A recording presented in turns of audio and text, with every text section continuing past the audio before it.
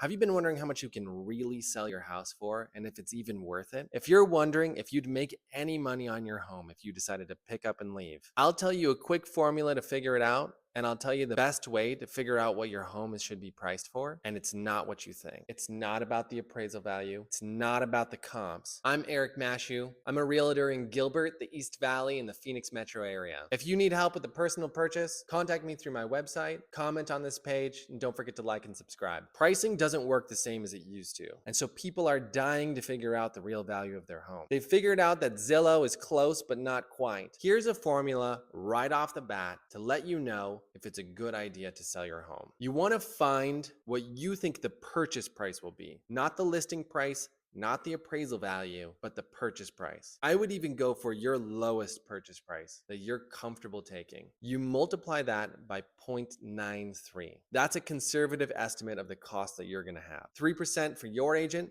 3% for the buyer's agent, and 1% for closing costs. You might want to add 2% more just in case somebody asks for concessions. And so how do you know what to price your home for? The first mistake that people usually make is that they get their home appraised. Getting your home appraised will tell you the value of your home, but it won't tell you what your home will sell for because they're not the same. Appraisals are used by banks to see how much they can lend people money for the home. Since banks make more money if they can loan you more money, it makes sense that the appraisal is going to look like the top of the market for your house. Many people will get their home appraised and they'll say, I'm excited for somebody to pay that much for my house.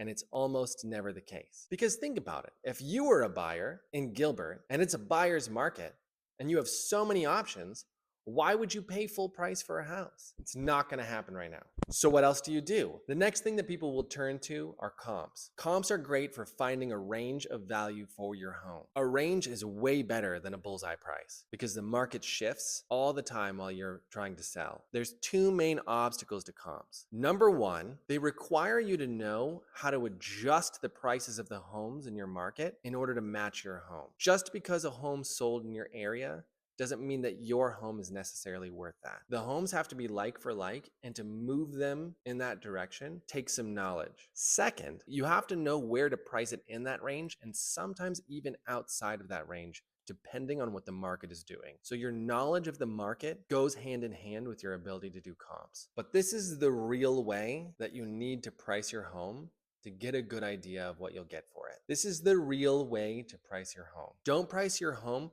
with the expectation to haggle somebody. Your price is not a negotiating tactic.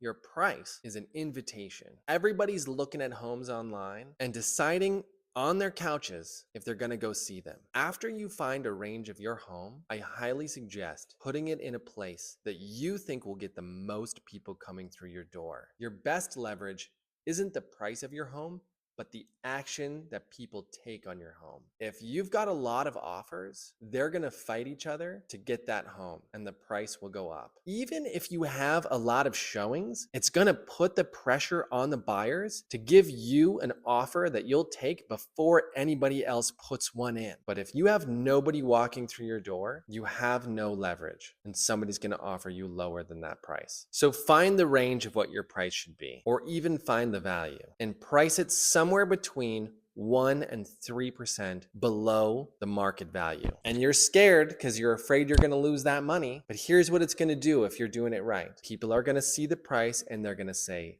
ooh, I need to go see that house now. You're going to have more people walking through, more people putting in offers, and you're going to get the price that you want. And you might ask, what if it doesn't actually bring people in? If it doesn't bring people in, the most obvious answer is right. Your house isn't worth that much. People saw your house, they saw the price, and they said, no, thank you. So let me give you this guideline for testing. If you have showings over a period of 2 weeks, but you didn't get any offers and you didn't get any negative feedback, you're about 3 to 5% off. If you didn't get any showings or any offers, you're between 6 and 9% off. Don't forget, if that's taken too much off of your house, you don't have to do it. If you're dropping your price down too low and you did the formula that I showed you in the beginning and you can't afford to sell your house anymore, pull it off the market. I honestly think it's better to keep your house if you can. If you have any questions, leave them in the comments. I'm Eric Mashew. I'll see you guys later.